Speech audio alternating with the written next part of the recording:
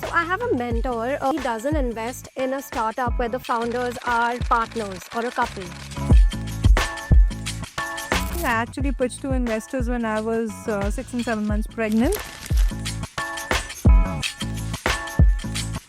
Going from a founder to a mentor to an angel investor, was it more linear or was it something that you were doing all along in parallel? Your network is investment into people over time. If you give and take, that's not a relationship or a network, that's a transaction. Hi, my name is Karishma Sheth. Welcome to Founder Pod. Today we have with us Ms. Sonia Sani. She's been a founder 3 times. She's also a mentor to many founders, and she's also an angel investor. So, Ms. Sonia, please tell us a little bit about yourself. Hi, Karishma. Thank you so much for having me here. You've actually taken up half my profile, so the other half, a little bit about me. I have worked in the corporate space for around 16 odd years. I've run 2 startups, one in the travel space, one in the skincare space, and one in the consulting world, which is what I currently do. I love to travel, which obviously explains my travel startup. What I like most right now about what I do is engaging with founders. And having been a founder myself, I think that engagement steps up a notch because being a founder is not really about having only a business plan and Excel sheets. It's also about having the EQ, having the resilience, having the entire temperament to show up again and again. I am a founder at heart, sometimes an angel investor, sometimes a coach, sometimes a mentor, but really an entrepreneur and founder at heart. Wow. So, can you tell us a bit about your diverse startups? You went from skincare to travel. How did that go about? Well, the other way around. I actually went to travel. So, I've had a corporate life for the longest time. I was a corporate and investment banker, worked with GE and ABN AMRO. And then one fine day, I just got bored. I wasn't learning anything new. It was the same thing. And travel as my first love came up. So I took a sabbatical and did a 1-year-long travel across the world thing for myself and to Galapagos, the Amazon, Japan, east to west. And that's when I realized that a lot of women want to travel and they want to travel to these so-called exotic destinations, but they don't want to do it alone. So my first startup was really to help women travel to quote unquote exotic destinations. And I'm talking about 2016. So it's been almost 10 years. So we did Zanzibar, Russia, we did Burma, Cambodia, China, a whole host of that. So that was startup number 1. In fact, that was the most fun startup ever because I would go to a new country every year. I would have a bunch of amazing women to talk to. And it was passion plus work combined. So that was the first startup. The second one I did was a skincare brand. We were at that point in time India's only night skincare focused brand, organic blend of oils. But that had a very, very difficult time because the brand was 3 months old when COVID happened. So that was there. I was still at it for around 4.5 odd years, raised a couple of rounds for that. But I think the timing just wasn't right for us as such. And the third startup, which now I currently run, is called Miana Partners. We work with founders extensively. So it's really a startup for startups. And that's what I enjoy the most. It helps me resonate with founders. It helps me solve problems. And it actually helps me feel meaningful. Wow. So, to just start off with the startup where you cater to women and solo traveling, did you always start off knowing that, okay, that's what I want to do? I want to help women travel? Or initially was your vision more about just starting a travel company? No, I was very clear that I want to help women in travel. Because see, I think I'm a privileged lot. I have an extremely supportive husband, a very supportive family who've never strapped my feet when it comes to traveling, no matter how risky it is. I've always been told, be careful, but do it. But I realized that there are so many women who want to do it, but even if they are confident, their family isn't. And the setup was helping them get their wings. So I was very clear that this is what I wanted to do. And I also believe that there's this extremely special thing about women bonding. These are bonds that get created, and these are relationships that get nurtured. And when you actually do it while you are traveling, it helps you satisfy your wanderlust, but plus it helps you add a lot of meaningful relationships in life. So I kind of always knew that this is what I wanted to do. So very, very clear on that. I struggled to scale on that one because I came from a very typical B2B background. I'd done large corporate banking, JSW, Tatas with the clients. I'd never done anything on consumer. So that is where it was a profitable business, but I ended it and went in for a mid-career second MBA to understand how is it that I can actually try and do something for consumers. So do you think if you had some experience in the D2C sector, you could have, made it work? Yes and no. Yes, because definitely I would understand a lot more about buyer behavior. I would understand a lot more about a retail buyer. No, because I think the world keeps evolving, right? So when I actually launched this, my education in my MBA, the first MBA which I did from IIT Kharagpur, was way back in 2006. Now, there was something called as Orkut back then, and I'm sure the slightly older viewers over here would know that. I was a social media platform. There was no Instagram. And then the world changed to Instagram, and then there was Meta, and then social media marketing, etc. So maybe the buyer behavior and buyer psychology could have been something I understood, but the channels are something I would have still needed to upgrade and upskill myself to be able to run it successfully.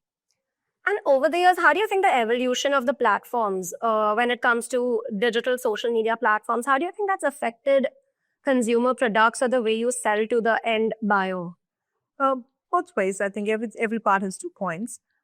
I think what has worked very, very positively is for a lot of small entrepreneurs who want to create a profitable business. Okay, so when you are looking, let's say, as at a mom who has a small baby and wants to create something in the accessory space, it looks great because she has a channel to be able to sell it off to. So I think social media as a means of being able to disseminate products is great. On the other side, if you actually look at it, initially it was superb when people started figuring it out. Now I think it's become a piece of real estate and everybody keeps bidding. So I think social media for a brand which is wanting to grow and take it to another level should not be the only strategy, and which is where we're coming back to the omni-channel strategies, right? Of GT, MT, retail spaces, the placards, all back again. But I think for small-time home entrepreneurs, it gives them a great way to be able to fuel the entrepreneurial spirit and also to be able to actually have a business of their own. Can you just tell me a little bit more about what prompted you to go into mentoring other founders? What was the sudden, epiphany that you got? Okay, this is what I want to do. Well, this is interesting because when I launched my skincare brand, and like I told you, I come from a banking background. I didn't come from a consumer background. There was no skincare. There was no doormat. I had no unfair advantage. Okay. And I realized if I would have had a mentor who would have told me, you know what, spend less on packaging, or maybe if you are trying to sell to an Indian consumer, this is the price point you need to look at. Just because there are 3 luxury brands doesn't mean you can create a 4th one. However, if there are 3 mass brands, maybe you can create a 4th one.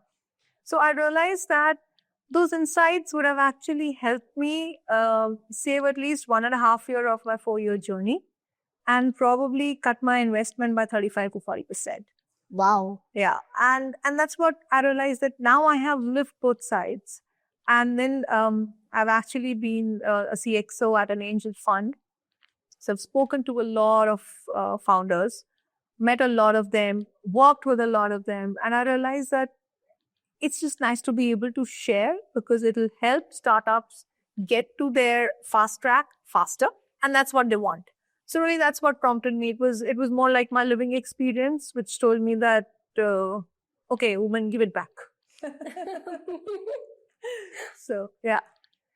And can you tell me a bit more about, the founders you've been mentoring back in the day and today? Is there a difference in the mindset, how they approach things, how they look at the industry and their consumers? Do you think Do you think it's easier to mentor today, or do you think it was easier to mentor back in the day?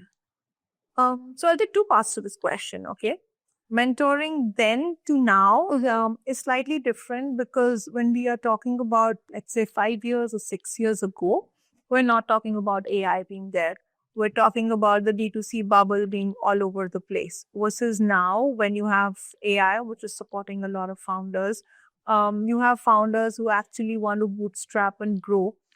What has also happened is founders have started looking at profitability a lot more. So, in all fairness, I would say a founder now is become a little more first principles oriented, where he or she is wanting to look at a lot more of profitability. So that is the difference. Now, whether it is easy or difficult, really it's a personality type. Okay, because some founders want to take a feedback, some founders don't. Some founders want to make their own mistakes, and there's no right or wrong to it, right? So I made my mistakes and I learned from it. And yeah, if one wants to do it, why not? So I think being able to mentor a person is very personality type. And I think it's mentoring is always a two-way process. There's a lot that even I have to learn out of it. So it's a very open dialogue wherein there's a part to give, but there's also a part to learn. And for me, I think a lot of development also comes by being able to get the empathetic angle for myself, being able to step into that person's shoes, because entrepreneurship is not about a business only. It's also about being able to manage your emotional quotient. It's about being able to manage your personal life. It's being able to manage, okay, I need to sell on Amazon, but I have this 3-year-old who's pulling my hair. So I think it's all a mixed bag, and that's more personal to me. Interesting. I actually wanted to ask you, so over the years, a lot has changed in terms of technology, like you rightly said. So while I was growing up, there was something, if anybody was sick or showing symptoms, they would just Google it and self-diagnose, oh, this is what's wrong with me.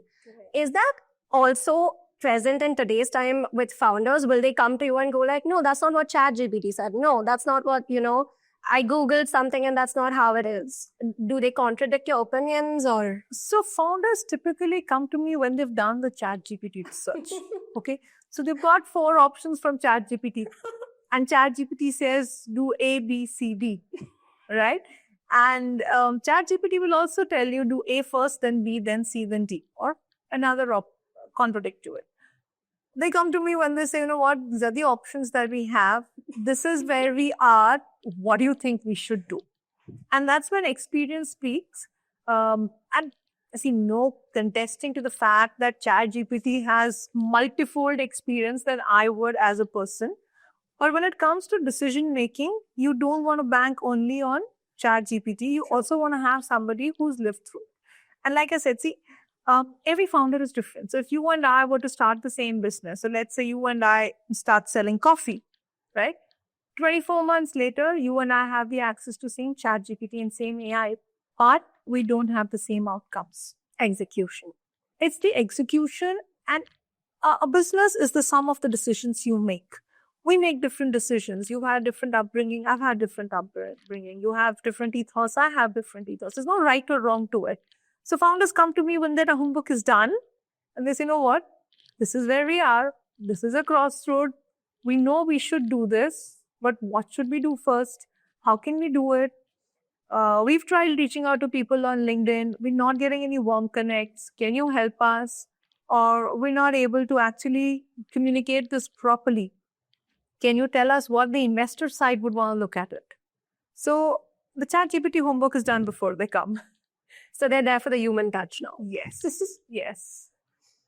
So what I wanted to ask you was, when you went from your travel startup to the skincare, was it because it was more female-centric? You interacted with so many women, understood them better? Did that actually shape up your next startup, or do you think it was something you decided beforehand that I eventually want to get into skincare? No. So there was no link between the two of them, really. So post my travel startup, I went for, like I said, a mid-career MBA to Spain.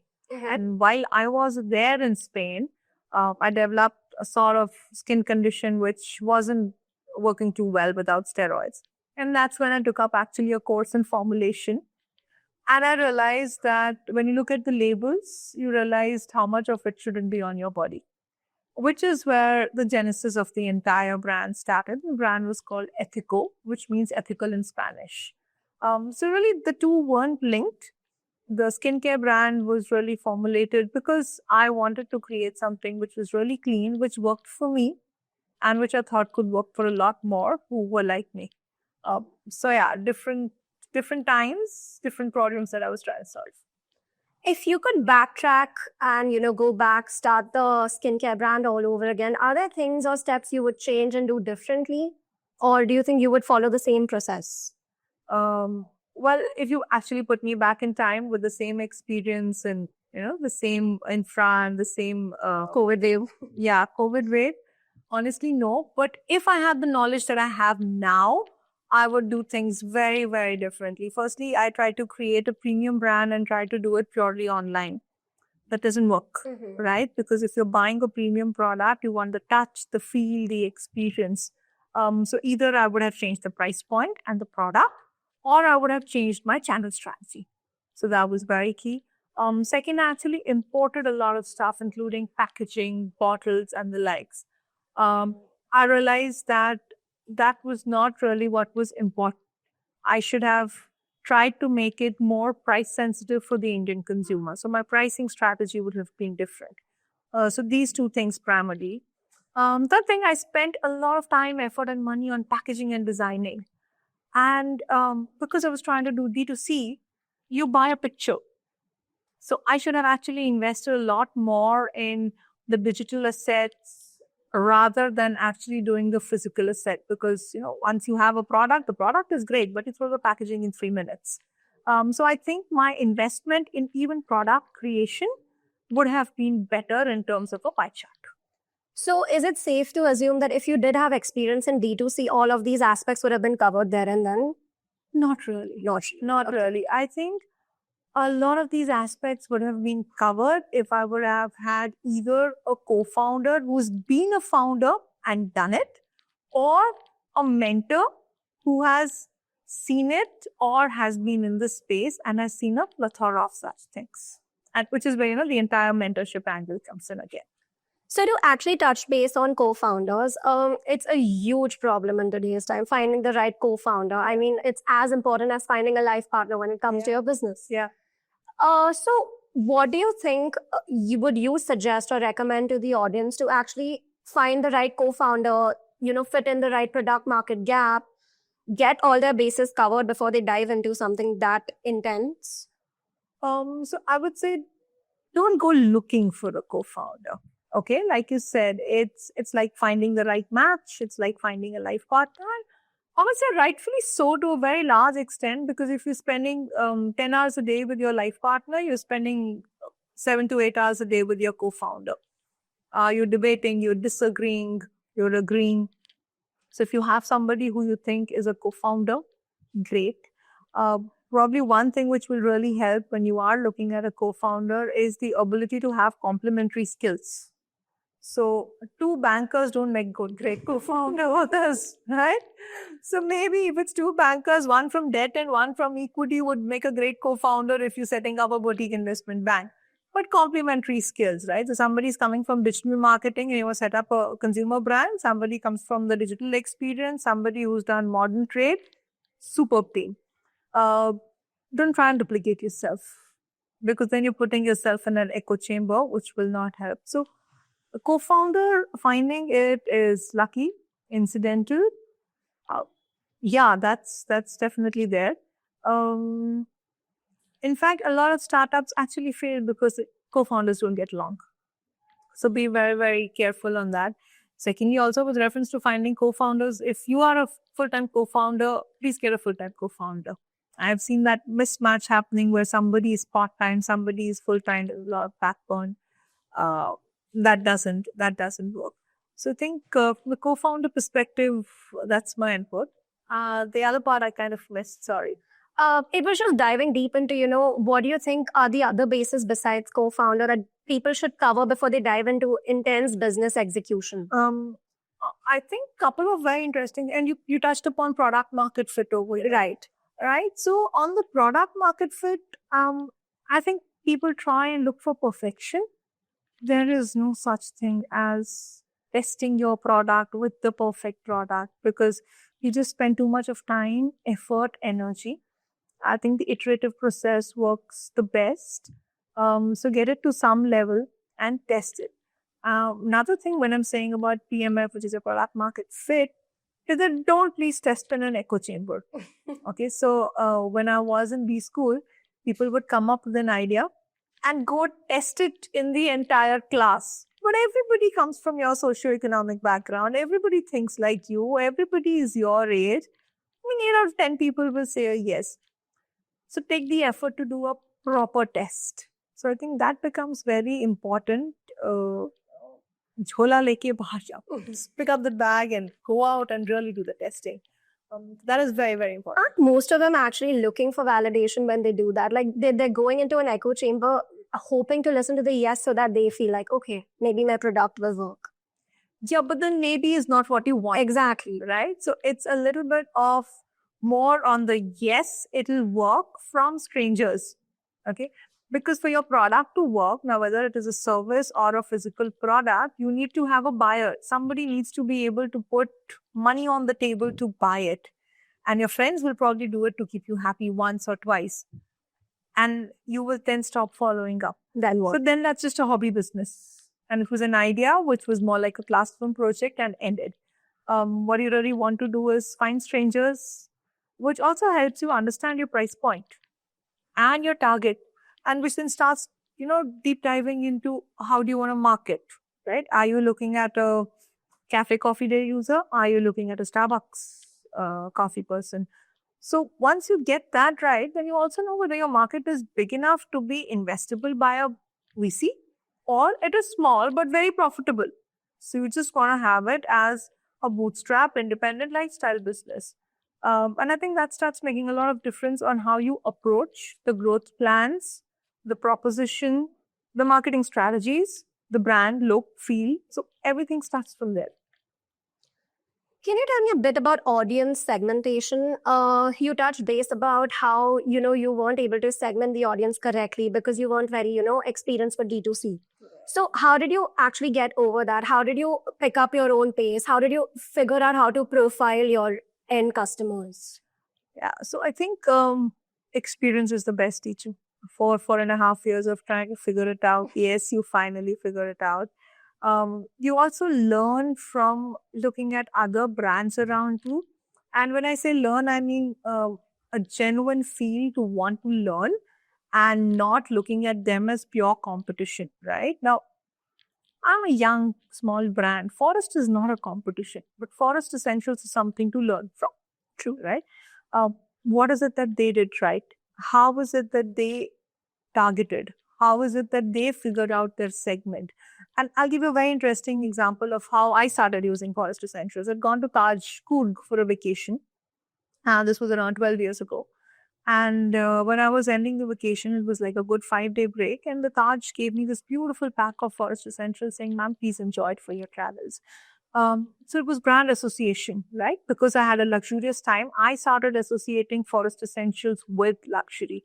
So it was not only about picking up the segmentation, it was also about figuring out how do you create those touch points? How do you subtly find your consumer in spaces where you would not expect him or her to be in? So a lot came through experience, a lot came through learning from brands which I thought I would want to be like them someday. So I think it was an intentional effort to say, okay, I'm going to take a diary and I'm going to see what works. And that's where things started changing. And that's when I realized that what I was trying to create, my market was possibly not in India with the channel that I wanted. And that's when we launched on Amazon US and it started picking up. So you make your mistakes, you learn, and then you kind of move on. So it's like over the years, you made the mistake, you figured out how to backtrack it, and then go from there. Best teacher, so. So we've spoken about your journey as a founder, as a mentor. Can you talk about your journey as an angel investor? How did how was your journey going from a founder to a mentor to an angel investor? Was it more linear or was it something that you were doing all along in parallel? No, my founder journey was first. See, when you are a founder, you put all your money in your own stuff, right? You take all the bets on yourself. You have to. Yeah, the angel investor journey started happening much later. Also, when I started getting a lot more entrenched into the startup ecosystem, started seeing a lot more. That's when I started doing a little bit of angel investment. And for me, I would want to angel invest only in a startup where I think I can add value, right? Because it's not pure financial investment for me. I would want to be able to work with the founder, would want to be able to add value, get business development opportunities, be able to help the founder to the next round.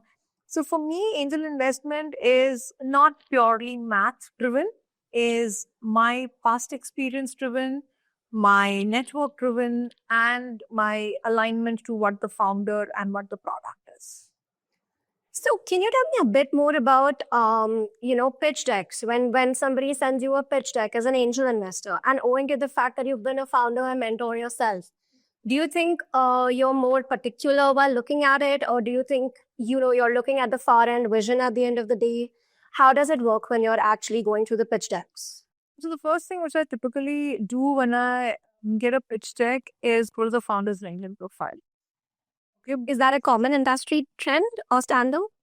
I wouldn't know, but this is again, see, we all have our different ways of investing. And for me, it's very important to look at this founder's profile to understand what is this unfair advantage that the founder has because of which she can create a moat. Now, ideas could be plenty, right? And I get, let's say, I would get a pitch deck on healthy snacking 20 times in 3 months. But what will make the deck stand out will be a founder, let's say, who has been in a modern trade business, has distributed food, or has been in a factory who has actually which has actually manufactured the entire thing, or has been very, very closely involved in an M&A acquisition in the space. So for me, the founder's profile becomes extremely important in anything which is pre-series A, because that is what is the unfair advantage. And you're really betting on the founder. So I think for me, the first thing I look for in the pitch deck is that. Secondly, what I look for is what is the solution? Okay. And whether the founder has actually identified a problem which is big enough to solve. Right. So the other day we were talking to somebody who was doing activity kits. Now these guys were doing it for adults. How big is the market? And how many people would actually want to spend on that? So whether it's actually a problem or not, and how big is the market? If it's a sizable market, like I said, it still may not be a VC or an investable business, but it could be an extremely, extremely profitable business. So for me, the problem solution is second. And then obviously the founder comes back, because then if he is from the space and has some sort of a relevant connect, he knows how to solve it. And execution is king. So even when having conversations, I want to understand more on the execution plans. So coming back to your point over how you don't prefer founders who haven't put in something themselves in as capital. Can you explain the psychology behind this? Is it more so because you believe that if they're not betting on themselves, how can they expect somebody else to bet on them or their idea? Yeah. One is that. And secondly, they always have a safety net to drop this anytime. Yeah. So let's say if my net worth is 1 crore and I have put in only 5 lakhs into it, I can just drop it anytime and say, you know what, let me try it for 6 months. It doesn't work. 5 lakhs, it's okay. Go back to a 9 to 5. Yeah. But if I have, out of the 1 crore, if I have put in 40 lakhs, I will try to make it work. So it's the drive, the desperation to make it work, the want to kind of reach out, close sales. That is what matters. And I'm more sales first than investor first. Okay. So I think if a business can actually generate sales on its own, it doesn't need investors. So that drive to make it succeed happens when you are all in. And this is just one signal to show that you are all in. So since you've been a founder yourself, do you think you could give like a little checklist of sorts to the audience to talk about what you would expect in a great pitch deck? What are the certain slides or certain topics you like covered? Um, sure. So, a couple of things that definitely, like I said, should be there in the pitch deck is the problem that you're trying to solve. How? Why you? And that again, I come back to the founder. Why you? What do you bring to the table? So, tomorrow you launch a shoe brand, and I launch a shoe brand, and somebody else launches a shoe brand. Why does the investor invest in one of us? So, why you is very critical. For a lot of consumer brands, I expect to see a slide on their consumer persona. And the consumer persona I typically get is very skinny. You see, middle class, tier one, tier two. No, I want to know more. Have you thought about your customer? Where does this customer go?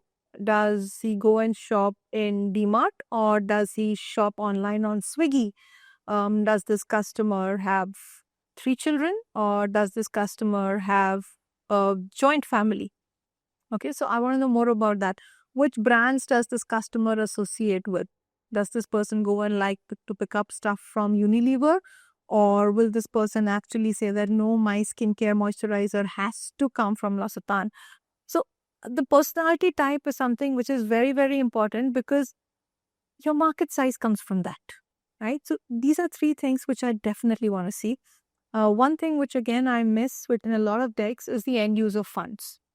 And again, that is very skinny, okay?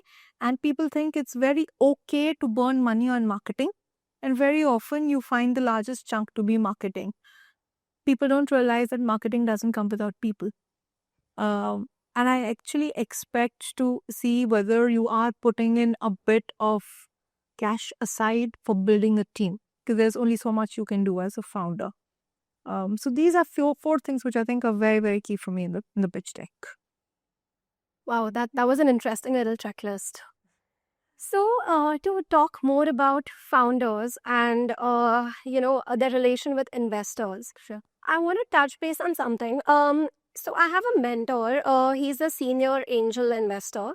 He always mentions how he doesn't invest in a startup where the founders are partners or a couple. Yep. And there are many little intricacies, over the years that I've spoken to many angel investors, and they've informed me about these little nits and drits or checklists that they swear by. So, do you have something like that yourself? Is there any particular type of founder, co-founder category you do not like investing in? And if yes, then why? Nothing on the personal front because I think we all have our personal life. It could be a couple, it could be sisters. I don't hold that for or against anyone. Women, nothing against it. Men, nothing against it. Solo founders, nothing against it. I typically do not like to invest in very young founders. Okay. Okay, and I have a rationale to it, and to each our own rationale. Could be right, could be wrong. Works for me though is the fact that I would want my founders to have certain amount of experience in the real world Mm-hmm. and a little bit of network to be able to do something. Fair. Right? So when it is very young founders, you have the drive and the ability to work, but you neither have the experience to make a sound business judgment. And I mean, like, come on, people at 60s also make bad business judgments. But this is just trying to hedge our bets. So that, and secondly, they don't have a network. Okay. And your network obviously also comes from your family and your school, etc. But your network with credibility comes only after you've proved yourself. So very young founders is something which I'm a little uncomfortable about. So to talk more about network, there's a common saying in the industry: network equals to net worth, right? So can you elaborate more about how important it is to network as a founder to actually make it in the industry, and how that actually helps you push and build your business faster? So see, the network is made when you don't need it. Okay. Your network is investment into people over time. If you give and take, that's not a relationship or a network, that's a transaction. Mm-hmm. So the idea is you start meeting people and talking to people on how you can work with them, for them. There obviously in many cases are no commercials to it. it is your goodwill that then starts translating into net worth. So, like I'll give you a classic example. I do a fair bit of leadership training as well. And I've been working with one of my professors for the last 7 years, and it's just been a beautiful relationship. And suddenly he calls me and says, "You know what, here there is this amazing opportunity in Kuwait. Would you like to take it up?" And I said, "Why not?" There was no intentional networking effort or pitching that happened. It was a relationship where I actually proved my credibility, took the effort of delivering when I was supposed to, which is now translated into a business opportunity. So, network is not about going and talking to 20 people. There, you're looking at transactions, right? So, let's say I'm selling diapers, you are selling baby cream. Let's bundle it together and give it to a customer. Those are transactions. They're not network and relationships. So network is a long-term investment and a really long-term investment. Wow, that's a very beautiful take on it. So yeah.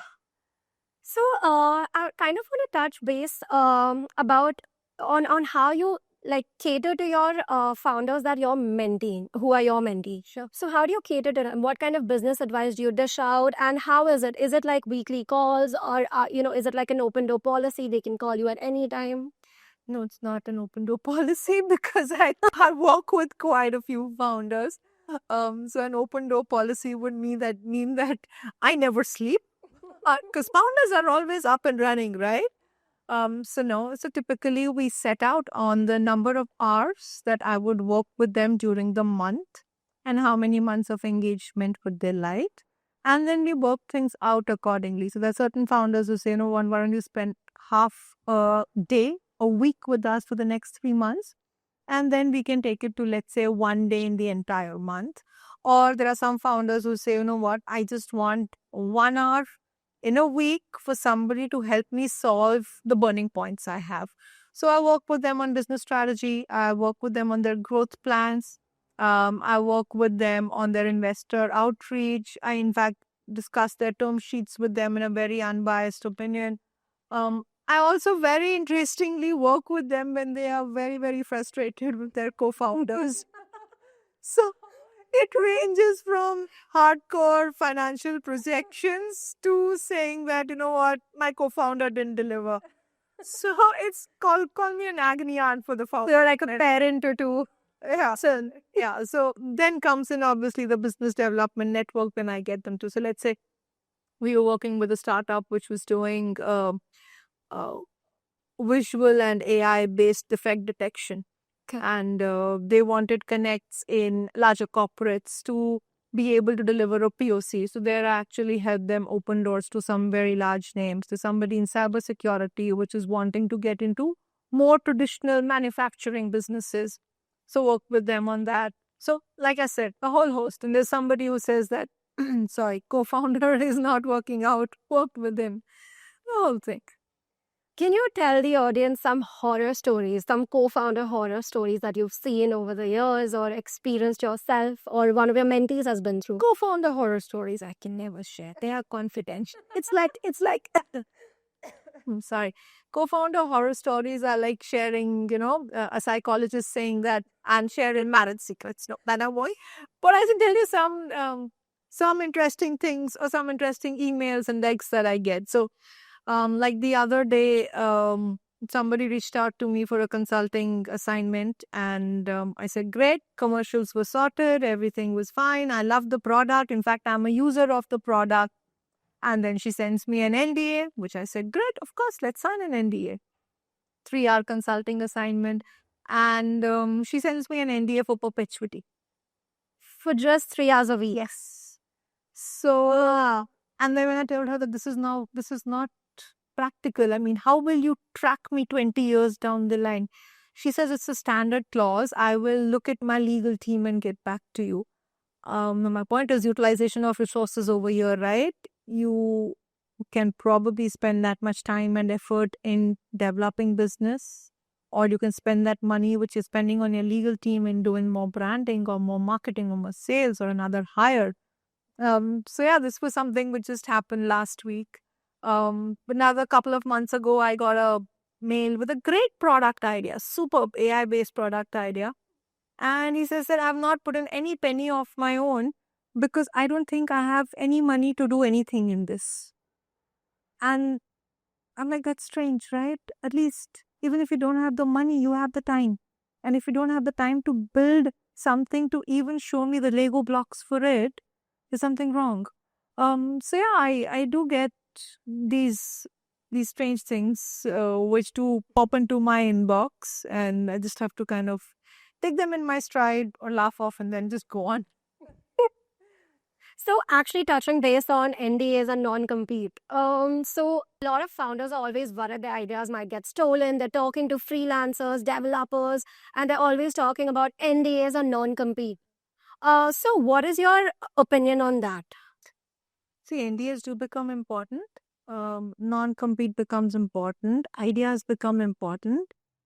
Provided you something which is like, taking a cell out of a pineapple and making a cream which will make me look 30 years younger. But if you are actually creating another skin cream with a moisturizer which has 20% jojoba, I don't think you should keep worrying about your formulation, because there it is more about distribution at your beach.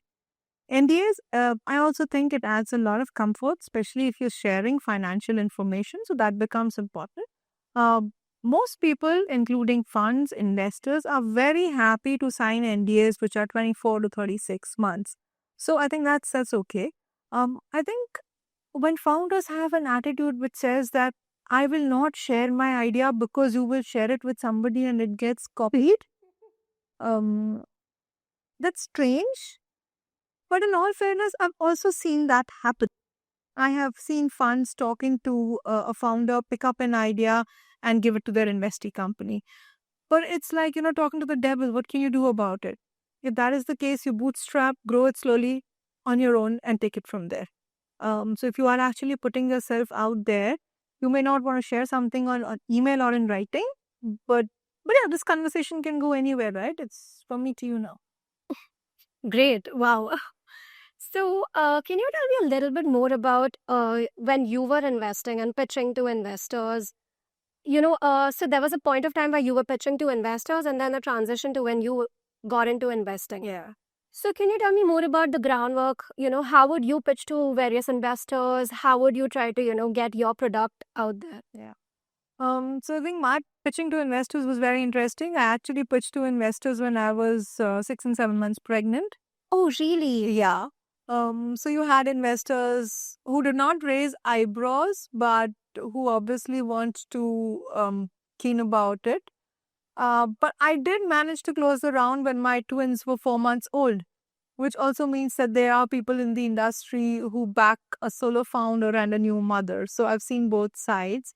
I think what I would do differently would be uh, to have a little more of product readiness before going to investors. Also, to be able to figure out more precise of an execution plan. Right? So I just said that D2C, but D2C, yes, and maybe I also want to go to modern trade, but I had nobody in the team, right? So maybe to identify somebody who will be able to join the team and then help me get into modern trade. So I think in terms of being able to pitch at that point in time, I lack the clarity on execution. And from the investor perspective, like I said, I look at the founder and I look at the execution. And now I understand why founders didn't invest in the first time, right? Because I did not have an unfair advantage. And when I actually could demonstrate the strong product pipeline and I could figure out that I have this person on the team who's taking care of D2C, he's handled Amazon US for the last 8 years, and that's when the angel round closed. So kind of seen it, made my mistakes, learned, and then finally closed that out. So, owing to the fact that you've been a mentor, a founder, and now an angel investor, could you give the audience sort of a little checklist that you swear by pre-seed? Like, let's say the audience, somebody from the audience has an idea that they want to kind of execute. What do you suggest they begin with? Like product validation, talking to their end customers. What is this little checklist that you go by? First, figure out whether people are wanting to pay for it.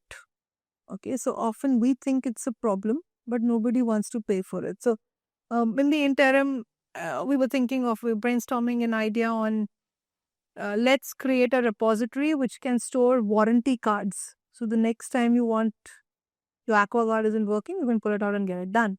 But nobody wants to pay. Yeah, why wouldn't it? Exactly. So first is not the idea. The idea is whether the idea is something that somebody wants to pay for. So really you go out and talk to a few people out of your echo chamber. Then you spend time, effort in building a very basic prototype and then talk to people. So these are the two things I think are very, very important. The problem is most people miss out the first step and come to the second step straight away. They want to build a prototype and go talk to people, but you've not even realized if somebody wants to pay for it. So I think that's really important. And thirdly, you as an individual need to figure out whether you want to take it the 1,000 crore way, or are you very happy having 100 crore entity which is giving you a lifestyle that you want. So there are these two thought processes, which is a lot of introspection. So for this segment of our podcast, we're going to be doing a mini game roulette. It's going to be like a quick rapid fire round. So actually, I'm going to give you two placards. One would say agree and the other would say disagree. I'm going to be putting out statements, and all you have to do is just put up the card, show it to the camera, and then elaborate on why do you agree or disagree with the particular statement. Done. So there you go. Thank you. Paid PR at seed stage is actually a waste of money. I actually agree and disagree both because it depends on the business. Okay. So let's say if it's a product which you are developing, which is still figuring out PMF and you need to raise money for it, then maybe not. But if it's a product that needs to create a top of the funnel, needs to actually create a buzz before going out in the market, yes. So a lot of it is a function of the business and who is your customer, and also a function of what is your PR like, right? Is it a newspaper ad? Is it a YouTube channel? Is it actually a get together with 20 moms? So mixed bag. So to move on to the second one, founders should run their own LinkedIn before hiring any paid PR. What do you think about this? Oh yeah, this one's a strong agree. Okay. Because I think LinkedIn is about creating your network and your relationships digitally, socially, and they need to come from the genuine person that you are. A paid entity will be able to do stories for you, but what you feel, the way it comes out very, very strongly when you are a founder. And I do my own LinkedIn till date. And I think I've been able to develop some really strong relationships because your real life experiences come out. So yes, in the initial stages, definitely agree. Founders should do it. As you grow, possibly it's just too much on a founder's plate. Fair enough. Yeah. Let's move on to the third one. Cold DMs work just as well as warm ones. No, definitely not. So you think you need a personal connection? Not really, but warm DMs definitely help because there is this bit of trust because it is coming through somebody that you trust. So that, like I explained in the Taj and the Forest Essential thing, if somebody you trust recommends somebody he or she trusts, it moves better, moves faster. But what also happens is sometimes cold DMs work really well because there's no bias, right? So somebody is just identifying you and giving you business purely on objective and need based. So yes, but I would say warm introductions work better. Okay, so to move on to the fourth one, AI written pitches are good enough to send to investors. Well, agree, disagree. Okay. Agree because if you have a tool, great, please use it to set up a framework. Please use it to do your due diligence. Please use it to do your market sizing. Please use it to find examples that have succeeded, not succeeded. But you can never replace founder profile. True. Right? So I don't think the pitch conversion will work as well. The pitch may look as good. So we're not talking only about a pitch, right? How useful is a pitch if it's not converting? So the idea is to have a convertible pitch. So you think a human touch is required at the end of A human touch is required because it comes to the founder's clarity of thought. Ultimately, AI is also prompt engineering. If a founder can't give proper prompts, the pitch is just as good or as bad. And the deal won't get funded only on the pitch. There is the founder who will have to come up and speak. I'm talking about conversion and not just the pitch. Okay, I think that concludes this round. Super. Thank you for that. Let's move on to the next one. So for the next segment, we're doing fund or fail. Ideally, I'll just be giving a little generic one-liner about a business, and you have to let me know, would you fund it or do you think it might fail? Okay. So here are the placards for that. Thank you. Firstly, I think it's very unfair to say fund or fail with just one line, but okay, I'm going to try. Perfect. Okay. Okay. So to begin, the first one, a PR agency that only does LinkedIn content. Doesn't fall either in fund or fail because I don't think something like this would need funding. I don't think it will fail if you have a founder who knows what he or she is doing. So I think it's a sustainable lifestyle business. Okay, fair enough. And here I would say that for me, fund would be where I can fund because I see alignment. What is fundable for me could absolutely be non-fundable for you or for somebody else. How about an AI tool that writes press releases automatically, that does the content itself? I would want to deep dive into this one because it depends on how smart the AI tool is. Can it pick up tonality? Can it pick up trends? Can it actually reward? Can it actually engage? So I think a little bit of deep dive into this one before I say either fund or fail. Okay, so you're acting like a typical investor. Yes. Okay, and to conclude this round, founders live pitching, founders streaming their pitches live. What do you think about that one? That's a platform that is looking for Yeah. funding. Uh-huh. That I think is an interesting idea. I would definitely want to look at this with more positive on the funding side, obviously, and go ahead later. But I think this gives access to a lot of tier 2, tier 3 and global founders, which otherwise are closed out just because they're not in the VC or the financial hub. So yes, I think that's kind of an interesting problem solving area. So we finally got a funder. Okay, super.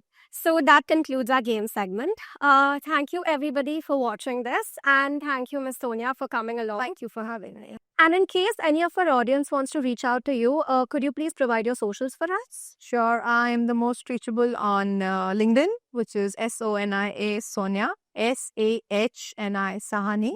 And you'll find me on LinkedIn. You can search along with Miana Partners, MIAANA, Miana Partners. A DM is the best way on LinkedIn to reach me. I pretty much try and revert to all DMs that I get. Cold DMs as well? Yes, absolutely. Thank you so much. Thank you. And I hope all of you actually got some valuable insights from this, and hope to catch you on the next episode.